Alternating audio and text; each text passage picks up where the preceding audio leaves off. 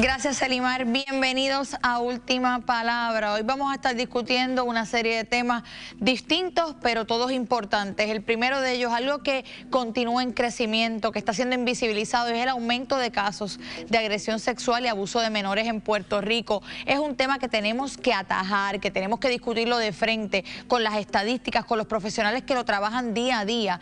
En este caso, hablamos con 2 víctimas en Puerto Rico, a quienes el sistema de justicia les falló. Lo discutimos con un trabajador social para, más allá del diagnóstico, movernos a la solución. ¿Qué nos está haciendo? Pero ¿qué podemos hacer? Además, un junte para la historia. Héctor Luis Acevedo y Eduardo Batia nos visitan. Con ellos hablaremos de lo que está ocurriendo en el gobierno, de lo que ha sido la posición de la secretaria de Estado y qué piensan del futuro del Partido Popular Democrático. Veremos cuál de los dos se va de aquí con la última palabra.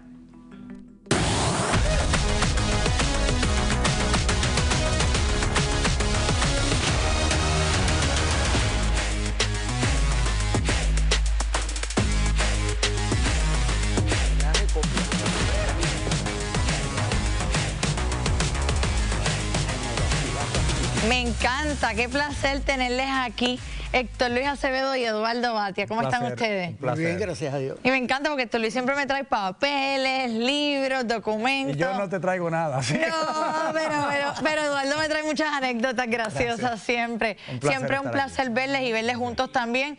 Bueno, lo que me encanta de tenerles aquí es que aquí hay un acervo de experiencia desde presidencias del PPD, alcaldías de San Juan, presidencias del Senado, candidaturas nacionales. La realidad es que Secretaría de Estado, ustedes lo han visto prácticamente todo, han tenido, quizás participaron de un momento glorioso en la política puertorriqueña.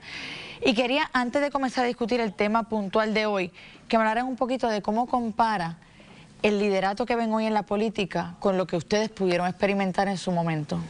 Pues mira, uno de los errores que yo cometí en mi vida pública, David Noriega, en su lecho de muerte, en el auxilio mutuo me dijo: de buena fe cometiste un error, y Oreste Ramos y yo te lo señalamos, que fue el legislador a tiempo completo. Eso va a sacar mucho de la gente mejor que había en el país sirviendo. Por eso eran los médicos, Leopoldo Figueroa, abogados, ingenieros que iban en un tiempo parcial a la legislatura. Al tú ponerlo de legislador a tiempo completo para evitar unos problemas, vas a crear otro mayor. O sea, que era posible legislar a tiempo parcial. Bueno, yo le digo públicamente, ¿verdad?, que yo, por las razones correctas, pero me equivoqué en la solución. Y mucho de la gente mejor que había, o sea, Gilberto Concepción de Gracia, Negrón López, Samuel Quiñones, Luis Aferré, que estaban en la legislatura, pero podían estar a tiempo parcial, a tiempo completo, dejan ese espacio. Así que yo creo que uno tiene que reexaminar, como decían, no hay drama más grande que ver una realidad asaltando una idea. Eduardo, entrar ahora al hemiciclo, ¿ves diferencias marcadas en lo que fueron tiempos anteriores, particularmente la discusión y la profundidad de las ideas, o al menos el comportamiento de nuestros servidores públicos? Pues mira, primero, gracias por invitarnos. Estoy aquí al lado del maestro y tengo que decir que el país necesita escuchar mucho a Héctor Luis Acevedo, y lo digo porque las reformas importantes constitucionales que hay que hacer en Puerto Rico tienen que venir de la experiencia y de la historia, y de las cosas que aprendimos, como bien él acaba de decir, lo que hicimos bien y lo que hicimos mal. Y en ese sentido, no hace ningún sentido que el salario del gobernador sean $68.000 el día de hoy. No hace ningún sentido. O sea, hay tantas cosas que no hacen ningún sentido, pero nadie se atreve a meterle mano. Y por eso es que estas conversaciones hay que tenerlas, y hay que tenerlas muy a menudo. Entrar al hemiciclo, pues mira, yo no quiero juzgar a nadie, cada cual, cada uno tiene su estilo. Yo sí creo que el nivel de debate en Puerto Rico está muy bajo. Y la sofisticación de temas que son sofisticados. En Puerto Rico hay mucha educación y gastamos dinero en educación y en educación universitaria, gente que tiene...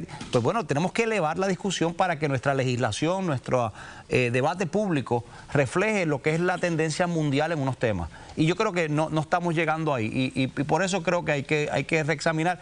Y yo no estoy en desacuerdo con Héctor Luis. Volver al legislador a tiempo parcial podría traer...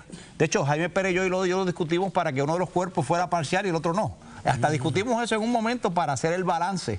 Pero obviamente eso requeriría una enmienda a la ley, una enmienda constitucional. O sea, era una serie de cosas que había que hacer que dentro de la crisis fiscal no nos daba la atención pública para hacerlo. Yo los traje aquí para hablar de un tema político, pero creo que desaprovecharía una gran oportunidad, teniéndolos particularmente a los dos que han sido gran defensores de la educación y de mejorar nuestra educación como raíz de quizás la mayoría de las problemáticas que tenemos como país.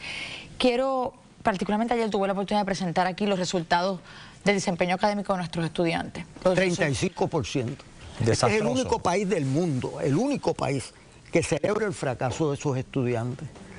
La secretaria anterior y el actual, mire, sacaron 35%, mejoraron de 32 a 35. Yo he sido maestro 30 años. ¿Cómo usted me va a decir a mí que el que saca F, cómo es posible? Esto hay que pararlo. Este es el issue mayor del país. ¿Nos estamos conformando con seguir bajando la vara? No, una cosa, estos son vidas laceradas y yo las tengo en mi salón. O sea, esto no es ningún relajo. Lo mejor que ha hecho Eduardo en su vida pública, que ha hecho muchas cosas, pero no se le da reconocimiento, fue el mejor informe legislativo y fue sobre educación. Y ahí descubrimos que habían 2.500 ausencias diarias de maestros en Puerto Rico. Entonces, los que vienen a dar clase tienen el doble del trabajo de los que no vienen. Y el fruto de eso es 35%. Ningún país del mundo, y ciertamente yo invito a la amiga que sabe de educación, este es el issue del país. Y es un issue que no está en el radar. No está en el radar y problemático porque va a requerir cambios radicales en nuestro comportamiento para no marginar a los jóvenes por el lugar en que nacen. ¿Cómo es eso? No cambiamos la educación, Eduardo, porque requiere decisiones que políticamente cuestan votos. Hay algo de eso, y yo creo que también hay algo de ignorancia, yo creo que hay algo también de no exigir, hay algo de los sindicatos, aquí hay una cantidad de elementos que hay que atender y que son puntuales. Yo coincido con Héctor Luis 100%, sé que tenemos poco tiempo, pero no hay tema más importante hoy que buscar a la comunidad más pobre, a la familia más pobre, a la niña más pobre y el niño más pobre de Puerto Rico y decirle cómo yo logro que tú vayas a la mejor educación y a la mejor universidad del mundo. ¿Cómo le damos el mejor maestro al niño que está más necesitado? Ese tiene que ser la agenda de Puerto Rico y no la es en este momento. La mejor educación para los que más la necesitan. Así es. Y Puerto Rico hizo eso.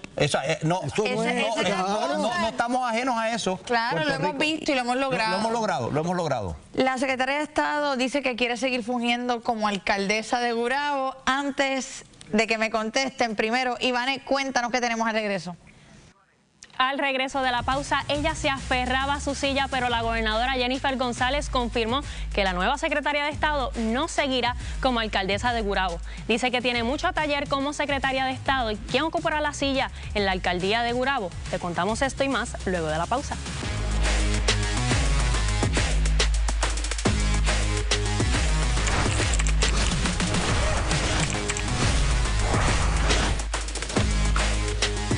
Ya estamos de regreso en Última Palabra. La verdad que la televisión se queda muy corta cuando uno tiene personas con tantas experiencias, tantas anécdotas importantes. Aquí sí que nos hace falta un podcast. Hoy están con nosotros, para los que recién nos sintonizan, Héctor Luis Acevedo y Eduardo Batia. Estábamos hablando de lo que era la situación actual en el país. Los dejé con una pregunta.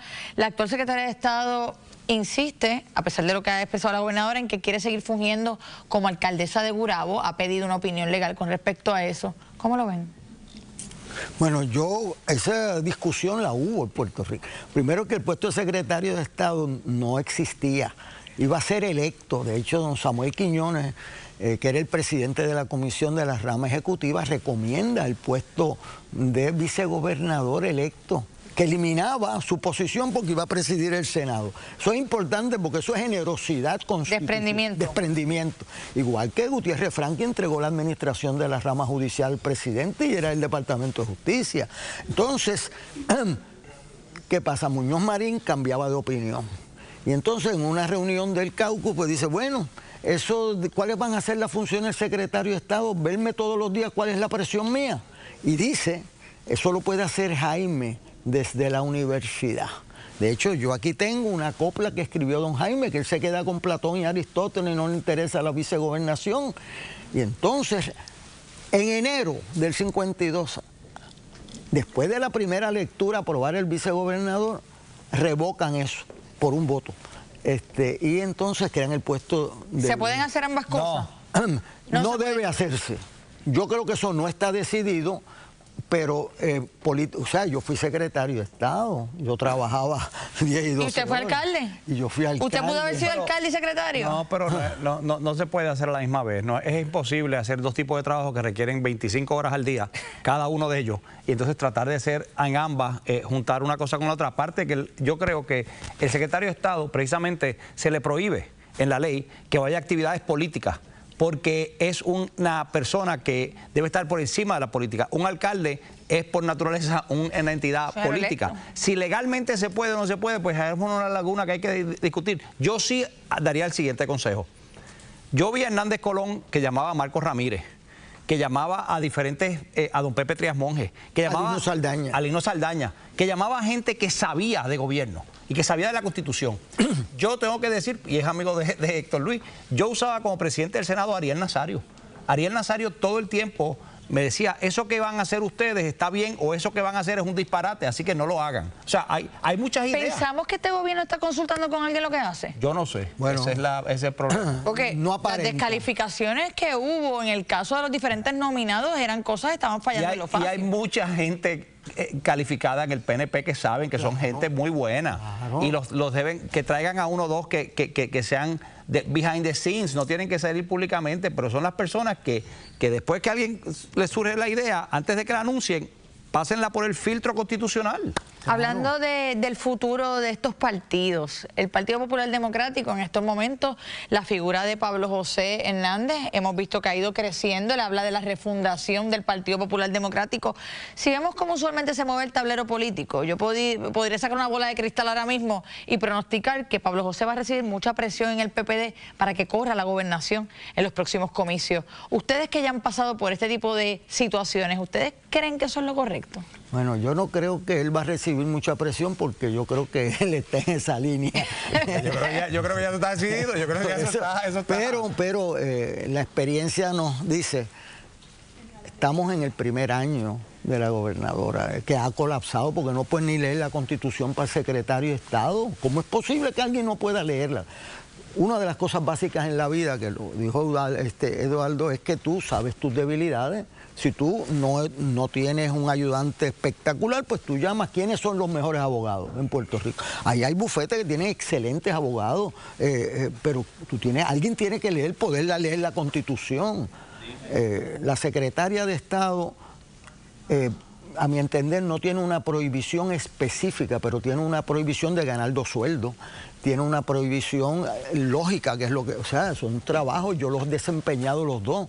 Yo quisiera que me sobrara tiempo en alguna de las dos. No es prudente, no es prudente que ella quiera quedarse. No es la primera vez que un alcalde quiere ser secretario de Estado y alcalde y director de energía eléctrica. Hay otros precedentes, pero no es lo prudente para el país.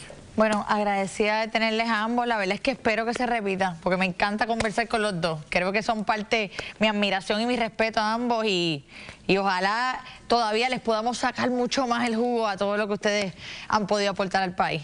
Agradecido y ciertamente coincido contigo de que es siempre un placer escuchar a Héctor Luis Acevedo. Espero que el país lo escuche mucho más. Nos queda mucho tiempo. Bueno, Ivane, cuéntanos qué tenemos al regreso.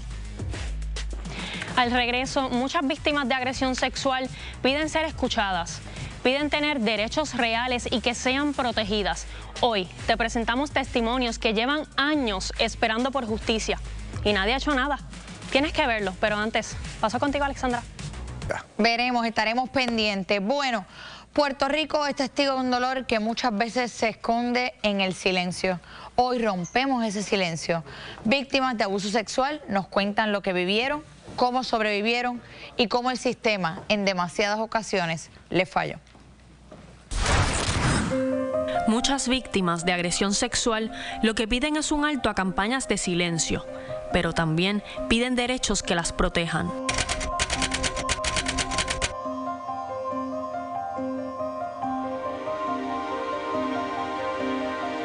Simplemente le preguntaba, dame más detalles, pero es una niña de 3 años. Y cuando ella me dijo lo que le dolió, no pude preguntar más. Cuando yo estoy en el baño con ella, que ella se está bañando, ella me verbaliza y me muestra lo que le hicieron. ¿Cómo te lo mostró? Con sus manos. Era el cuidado donde yo la tenía, con licencias, todo, los permisos. Es un centro, no es una casa, o sea, era un centro de cuidado con permisos y todo. Pues el esposo de la dueña del cuidado sí le hizo daño a mi hija.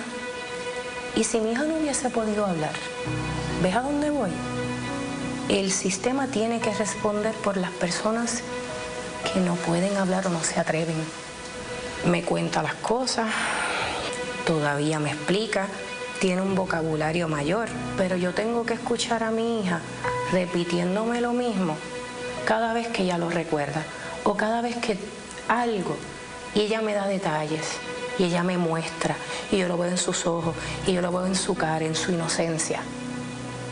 Eso es lo que más duele. No hay manera de que yo le diga a una mamá algo para que se sienta bien, que yo le puedo decir, vas a llorar, vas a gritar. Y sabes que ventílalo, llora, grita, vomita si es posible. Hazlo. Yo no te puedo decir que te aguantes eso, ese dolor. El siguiente caso, al igual que Lidelis, espera justicia luego de 5 años de haber sido agredida sexualmente. ¿Qué pasó?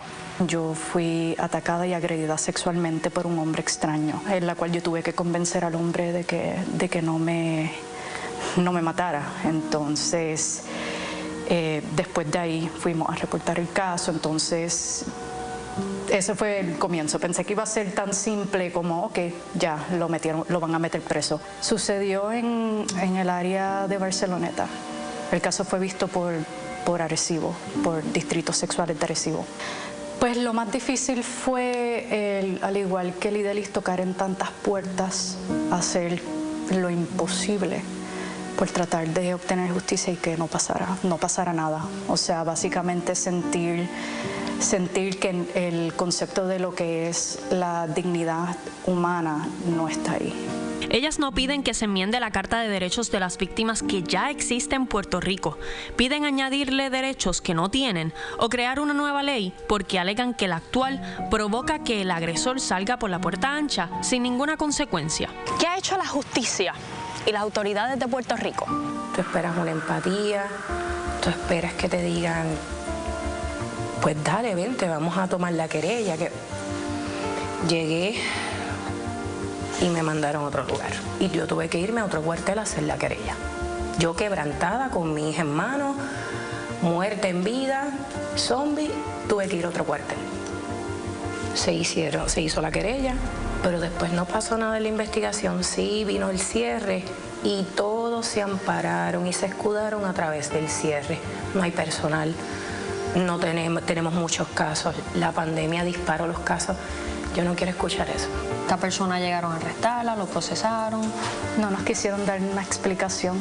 Pedí que mi caso lo transfirieran de Arecibo San Juan. Lo transfirieron, pero todavía no sé qué está pasando, no me han asignado un fiscal. ¿Qué proponen para mejorar o crear una ley? En Puerto Rico, la Carta de Derechos para las Víctimas se ha enfocado históricamente en el proceso legal, pero la propuesta de estas víctimas va mucho más allá. Esta nueva carta pone al centro a las sobrevivientes, sus emociones, sus decisiones y su bienestar. Según Carla Hernández, revisaron cada artículo con mucho cuidado para asegurarse de que no causara problemas legales más adelante. Este borrador se creó después de comparar leyes parecidas en otros estados y también en países de Latinoamérica y Europa. Nuestros hijos nos necesitan. Si no somos nosotros, ¿quién lo va a hacer?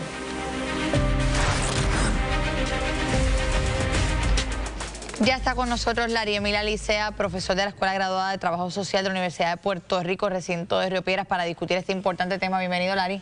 Gracias por la oportunidad de estar contigo. Qué placer tenerte. Igual, de verdad. Adelanto que Lari es una de las personas, quizás la más que yo respeto en este ámbito, y él lo sabe bien, así es que bien agradecida. Agradecido yo. La verdad es que uno escucha estos testimonios y además de que es tan triste y uno se puede colocar en la posición de una madre que tiene que escuchar a su hija dar una declaración como esta, la desesperanza que se siente con un sistema que sigue fallando. Tú has estado ahí. ¿Cuál debe ser la prioridad en estos momentos? Primero que todo, una política pública que integre la atención a las víctimas de abuso sexual en Puerto Rico. Acá hay cartas de derechos, hay leyes, pero el papel aguanta lo que le pongan. Y ese es el problema. No ha habido un movimiento para unificar todo lo que hay que hacer en la atención a las víctimas de abuso sexual. Y, por ejemplo, algo que sale en el reportaje que a mí me llenó de indignación cuando lo vi temprano, que voy a un cuartel y me dicen que aquí no es, tengo que ir a... ¿Sabes lo que es una persona con una hija víctima de abuso sexual que tenga que moverse de un cuartel a otro porque ese es el cuartel que no la va a atender? Cuando se supone... como si fuera la querella de un accidente de carro. Claro, y eso lo que hace es desanimar a las víctimas, revictimizarlas en el proceso. Todavía tenemos, a pesar de que hay, por ejemplo, servicios para atender a la niñez donde se graban las entrevistas y todo ese tipo de cosas, Fiscalía quiere seguir haciendo entrevistas, la policía quiere seguir haciendo entrevistas, todavía hay mucho que trabajar con los jueces y las juezas que atienden estos casos. Y entonces, según se hizo un protocolo integrado para atender situaciones de violencia doméstica, a mí me parece que es momento de hacer un protocolo integrado para atender las víctimas de abuso sexual, donde cada agencia se comprometa a seguir esto de una forma sensible, enfocada en la víctima y dirigida a garantizar los derechos de las personas que experimentan agresión sexual en Puerto Rico, que son muchísimas, y sobre todo abuso intrafamiliar. En este caso, la realidad es que cuando uno ve el sistema, ve que no hay una colaboración interagencial o no hay una preparación, muchas veces en aquellos que les toca lidiar directamente con estas víctimas, desde el cuartel policíaco, desde la Fiscalía, desde el Departamento de Justicia. Claro. ¿Ha habido algún esfuerzo por trabajar con la educación y capacitación de quienes les toca intervenir en estos casos? Ha habido esfuerzos y yo llevo trabajando con este tema desde 1999, pero esos esfuerzos nunca han producido un trabajo integrado.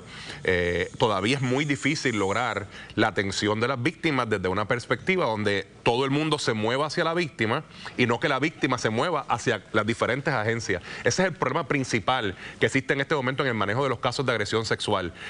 Nosotros hemos estado apostando por centros integrados donde las víctimas, en este caso los niñez, que era donde yo trabajaba, reciba todos los servicios en un sitio. Que cuando ocurre el caso, la niñez sea trasladada a ese lugar que tiene un espacio adecuado, donde la niñez no siente que está llegando a un hospital, siente que está llegando a una casa y donde la atención es enfocada específicamente en la víctima. Y lo mismo con las víctimas adultas, tiene que ya ocurrir un protocolo que ayude a integrar esta atención y que las personas entonces puedan recibir servicios enfocados en ellos y en ellas sin la necesidad de estar moviéndose de agencia en agencia, que es el problema más grande que existe en Puerto Rico. Y de igual forma, mira, tú llegas a un lugar, a ti no te toca trabajar el caso, recibe a la víctima, llévala adentro, llama al lugar que le corresponde, canalízale, dile, mira, no es aquí, pero yo te voy a movilizar hasta acompañarla, te voy a acompañar a este lugar donde te va a recibir esta persona y mover el servicio con dignidad, con sensibilidad, con empatía, con solidaridad, que en muchas ocasiones es lo único que necesitan estas personas en ese momento, que nosotras las acompañemos en ese proceso y le ayudemos a transitar por los servicios, porque es doloroso, es terrible, y el dolor que deja en las víctimas que tras que fueron abusadas por personas que conocían o personas en las cuales tenían confianza, después de eso también tienen que ir de agencia en agencia repitiendo la historia y revictimizándose. Hay una estadística que para mí es devastadora y quiero que la gente allá afuera la escuche, y es que el 75% de estos abusos son perpetrados de forma intrafamiliar por alguien cercano a la familia. Eso es así. ¿Cómo estamos trabajando para que las personas se atrevan a denunciar estos casos, aun cuando es el abuelito, cuando es el tío, cuando es el amigo de la familia? Eso es así, el 75%, esa investigación, yo tuve la oportunidad de ser el investigador principal, fue el perfil sociodemográfico del abuso sexual en Puerto Rico. Trabajamos con 409 víctimas y precisamente es la familia, donde es el ambiente familiar donde principalmente ocurre el abuso sexual. Muchas personas piensan que esto se debe trabajar en la casa, lo que esto hace es que comienza a elaborar un cofre de secretos dolorosos, de dolor, de inacción, donde las personas que son víctimas en estos procesos cuando crecen experimentan una serie de secuelas que les incapacitan en muchas ocasiones para hacer los aspectos básicos de la vida, dañan sus relaciones, en muchos casos personas, principalmente los varones abusados, se convierten en agresores sexuales. Así que el trabajo con esto debe hacerse ya con urgencia. Yo estoy cansado, Alessandra, de ir a foros en la legislatura, de ir a congresos, de sentarme. A veces yo vengo a estos programas ya con una decepción, con una indefensión, porque se ha hecho mucho y se ha tratado de hacer mucho, pero a fin de cuentas el resultado es muy poco. Estoy de acuerdo, Lari, te agradezco que estés aquí. Espero que desde estos espacios podamos visibilizar la temática, que la gente la pueda entender, pero sobre todo que podamos proveer respuestas y movernos a ejecutar. Así Gracias, que agradecida de tenerte. Gracias por la oportunidad. Bueno, es un tema que yo sé que es duro para muchos escucharlo y por eso lo seguimos, como dijo ahorita, barriendo debajo de la alfombra, pero cuando miramos las estadísticas, la cantidad de referidos, la cantidad de menores esperando porque alguien toque la puerta y los salve de este tipo de tragedia o pesadilla que viven todos los días, la verdad es que siento que estamos haciendo muy poco y con nuestra inacción quizás somos cómplices de cómo le hipotecamos el futuro a tantos niños y niñas allá afuera. Así es que desde este espacio continuaremos dándole la pelea al abuso de menores en Puerto Rico, fiscalizando y educando. Antes de irme, Ferdinand, permíteme celebrar a nuestro productor de exteriores, Armando González, que hoy se gradúa y obtuvo su bachillerato. Así que, Mango Films, felicitaciones, siempre orgullosos de tu trabajo acá. Ahora sí, Ferdinand, los dejo con Jugando Pelota Dura. Más que merecido ese espacio ahí con Armandito, que ha logrado ya terminar su bachillerato. Mango Films. Otro socio nuestro aquí, otro joven estudiante que echa hacia adelante. Bueno.